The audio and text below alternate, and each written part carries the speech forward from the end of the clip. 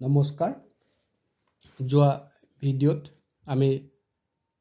natural number কথা কৈছিলোঁ natural নাম্বাৰৰ আটাইতকৈ সৰু সংখ্যাটো আছিলে 1 আৰু ইয়াৰ পাছত যদি আমাক সোধা যায় যে আটাইতকৈ ডাঙৰ সংখ্যাটো কি তাৰ উত্তৰ আমি দিব নোৱাৰো কিন্তু যিকোনো এটা সংখ্যা নেচাৰেল নাম্বাৰ হয় নে নহয় হেতু আমি ক'ব পাৰো এতিয়া নেচাৰেল নাম্বাৰে কিছুমান ধৰ্ম মানি চলে প্ৰপাৰ্টি মানি চলে যেনে দুটা নেচাৰেল নাম্বাৰৰ যোগফল সদায় এটা নেচাৰেল নাম্বাৰ উদাহৰণ হিচাপে ধৰি ললো 15 যোগ 12 15 আৰু 12 15 আৰু 12 যদি যোগ কৰো তেতিয়াহলে আমি পাম 27 গতিকে 27 এটা নেচাৰেল নাম্বাৰ ঠিক একেদৰে যদি দুটা নেচাৰেল নাম্বাৰ আমি পূৰণ কৰো অৰ্থাৎ দুটা স্বাভাৱিক সংখ্যাক যদি আমি পূৰণ কৰো তেতিয়া আমি অন্য এটা স্বাভাৱিক সংখ্যা পাম উদাহৰণ হিচাপে আমি যদি চাওঁ 2 পূৰণ 3 সমান 6 গতিকে 6 এটা নেচাৰেল নাম্বাৰ কিন্তু দুটা স্বাভাৱিক সংখ্যাৰ হৰণফল সদায় স্বাভাৱিক নহয়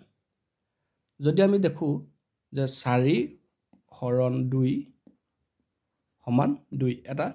স্বাভাৱিক সংখ্যা কিন্তু যদি আমি 2 ক 4 হৰণ কৰো তেতিয়াহলে দেখিম যে ইয়াৰ সমান হল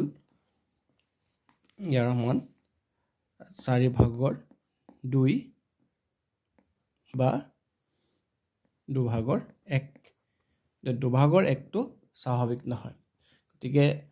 স্বাভাৱিক সংখ্যাই এই ধৰ্মটো মানি নচলে দুটা স্বাভাৱিক সংখ্যাৰ হৰণফল সদায় এটা স্বাভাৱিক সংখ্যা নহবও পাৰে ঠিক একেদৰে দুটা স্বাভাৱিক সংখ্যাৰ বিয়োগফল সদায় এটা স্বাভাৱিক সংখ্যা নহবও পাৰে একেদৰে আমি যদি চাওঁ যে 7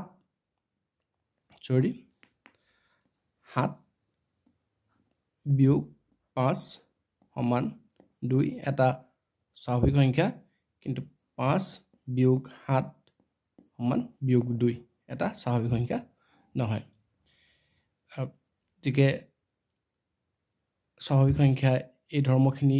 মানি চলে তাৰ উপৰি আৰু এটা ধৰ্ম আমি ধৰ্মৰ বিষয়ে ক'ব পাৰো এটো কোৱা হয় ক্ৰম বিনিময় বিধি আমি যদি স্বাভাৱিক সংখ্যা এটাক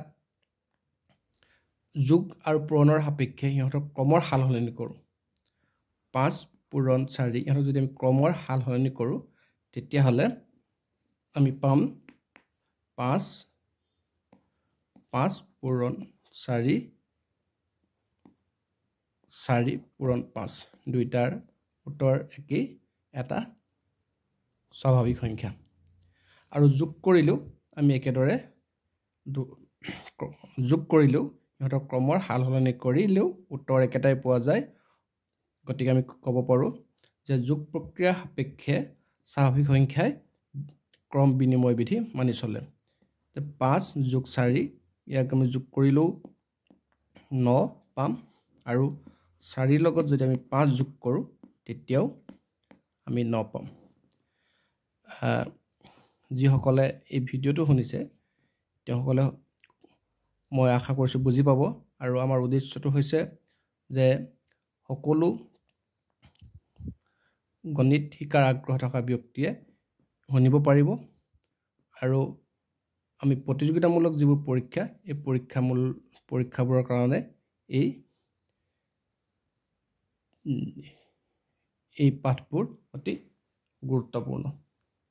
যদি কোনোবাই স্বাভাৱিক সংখ্যাৰ বিষয়ে অধিক জানিব বিচাৰে তেতিয়াহলে তেওঁলোকে কমেন্ট বক্সত তেওঁলোকৰ কমেন্টবোৰ দিব পাৰিব এতিয়া আমি আহো অন্য এটা সংখ্যালৈ যেটো সংখ্যাক আমি হোল নাম্বাৰ অৰ্থাৎ পূৰ্ণ সংখ্যা বুলি কোৱা হয় পূৰ্ণ সংখ্যাবোৰ হল 0 আৰু স্বাভাৱিক সংখ্যাক একেলগে এই দুইটা সংখ্যাক আমি একেলগে পূৰ্ণ সংখ্যা বুলি কওঁ যদি আমি একাধিক্ৰমে পূৰ্ণ সংখ্যাবোৰৰ কথা কওঁ তেতিয়াহ'লে হ'ব 0 1 2 3 4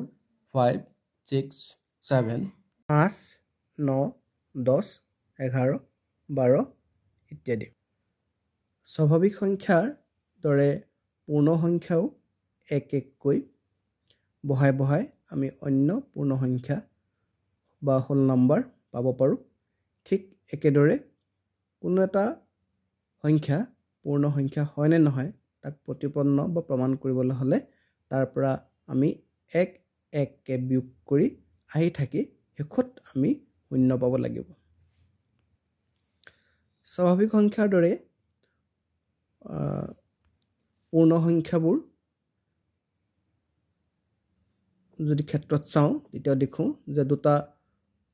পূৰ্ণ সংখ্যাৰ যোগফল এটা পূৰ্ণ সংখ্যা দুটা পূৰ্ণ সংখ্যাৰ পূৰণফল এটা পূৰ্ণ সংখ্যা এই বিধিটোক আমি আবদ্ধ বিধি বুলি কওঁ অৰ্থাৎ যোগ আৰু পূৰণ প্ৰক্ৰিয়া সাপেক্ষে পূৰ্ণ সংখ্যাই আবদ্ধ বিধি মানি চলে ধৰি ললো দুটা পূৰ্ণ সংখ্যা 4 আৰু 5 4 আৰু 5 যদি আমি যোগ কৰোঁ তেতিয়া আমি 9 পাওঁ 9 এটা পূৰ্ণ সংখ্যা বা আমি শূন্যৰ লগত যদি আমি 7 যোগ কৰোঁ তেতিয়া আমি 7 পাওঁ 7 এটা পূৰ্ণ সংখ্যা একেদৰে আমি যদি পূৰণ কৰোঁ আমি 4 পূৰণ 5 সমান 20 এটা পূৰ্ণ সংখ্যা আৰু 4 পূৰণ আমি যদি শূন্যৰ লগতো পূৰণ কৰোঁ তেতিয়া আমি শূন্য পাওঁ ইও এটা পূৰ্ণ সংখ্যাই হ'ব যোগ আৰু পূৰণ প্ৰক্ৰিয়া সাপেক্ষে পূৰ্ণ সংখ্যাই ক্ৰম বিনিময় বিধি মানি চলে যেনে 9 পূৰণ 8 সমান 72 ঠিক একেদৰে 8 পূৰণ 9 সমান 72 72 আৰু যোগত যদি চাওঁ আমি 9 যোগ 8 সমান 17 আৰু 8 যোগ 9 সমান 17 গতিকে আমি দেখোঁ যে যোগ আৰু পূৰণ প্ৰক্ৰিয়া সাপেক্ষে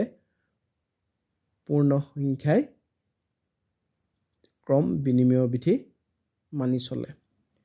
কিন্তু বিয়োগ আৰু হৰণ প্ৰক্ৰিয়া সাপেক্ষে পূৰ্ণ সংখ্যাই